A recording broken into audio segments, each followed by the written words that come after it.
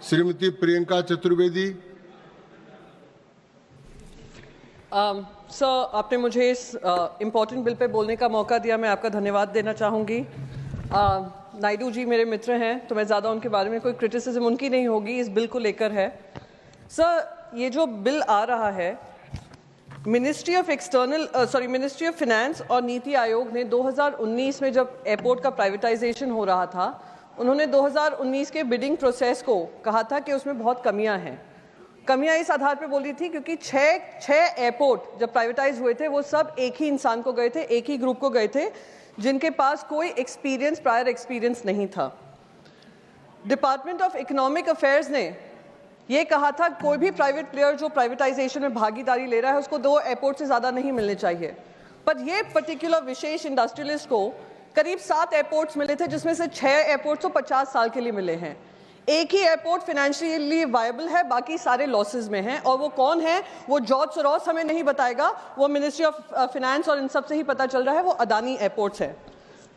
Sir, जब वो ये मैक्रो बिल है जहाँ पे हम एयरलाइंस की बात कर रहे हैं, एयरपोर्ट्स की बात कर रहे हैं, इंफ्रास्ट्रक्चर की बात कर रहे हैं, इन्होंने कहा कि 880 एयरक्राफ्ट नए आने वाले हैं, पर ये बताना भूल गए कि हमने 5 एयरलाइंस जो फुल सर्विस एयरलाइंस होती थी, करीब 13 सर्विस एयरलाइंस होती थी, 5 फुल सर्विस एयरलाइंस होती थी, 17 साल में अब एक ही रह गई है, वो है एयर इंडिया। और किसी तरीके का फेयर कंपटीशन जो हम कहते हैं, कोई फेयर कंपटीशन नहीं रह गया है, मोनोपोली या डुओपोली रह गई है। 2 एयरलाइंस पूरे एविएशन सेक्टर को संभाल रही हैं, जिसकी वजह से ये हाई टैरिफ्स जो हम फेस करते हैं वो इसी वजह से फेस करते हैं। ना एयरलाइंस हैं, 880 एयरक्राफ्ट हैं, पर किसके पास मोनोपोली है, डुओपोली है, वो हम सब जानते हैं, वो इंडिगो एयरलाइंस है और एयर इंडिया है। सर, दूसरा जो है कहा जाता है जो टैक्सेस ATF फ्यूल है, 40% जो पैसेंजर फेयर होता है वो जो फ्यूल है उसकी वजह से निर्धारित होता है। उस पर भी जो सारे इनके स्टेट्स हैं जिस तरीके से उस पर टैक्सेस लगते हैं, उस पर भी किसी तरीके की कार्रवाई नहीं की गई है कि जनता को राहत मिले। मंत्री जी ने उड़ान स्कीम के बारे में कहा था कि उड़ान स्कीम से हवाई चप्पल वाले हवाई यात्रा कर रहे हैं। अभी महाराष्ट्र के भी एक MP बताकर गए हैं कैसे उड़ान भर रहे हैं। 870 रूट निर्धारित किए थे, जिसमें से 106 रूट तो डिसकंटिन्यू कर दिए 3 साल में ही। तो ये कहाँ से हम कह रहे हैं कि हम नए एयरपोर्ट्स बना रहे हैं, पर वो एयरपोर्ट्स बन रहे हैं पर वो ऑपरेशनल नहीं है, आधे से ज़्यादा तो बंद हो रहे हैं।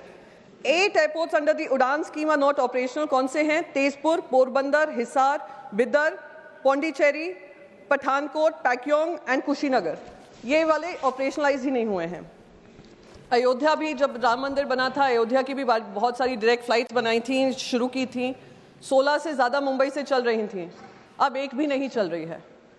तो सर, ये जो स्कीम्स अनाउंस होती हैं वो कहीं ना कहीं इम्प्लीमेंटेशन में विफल होती हैं। सर, एक लास्ट पॉइंट है, क्योंकि वो मेरे पार्लियामेंट्री क्वेश्चन का मुझे जवाब मिला था। जनवरी 2023 से करीब 1100 होक्स कॉल्स आए हैं, हाईजैक कॉल्स आए हैं, जिसकी वजह से इकोनॉमिक लॉसेस एयरलाइंस को हो ही रहे हैं। साथ ही साथ जो mental trauma passengers go through करते हैं 6-6, 7-7 घंटे।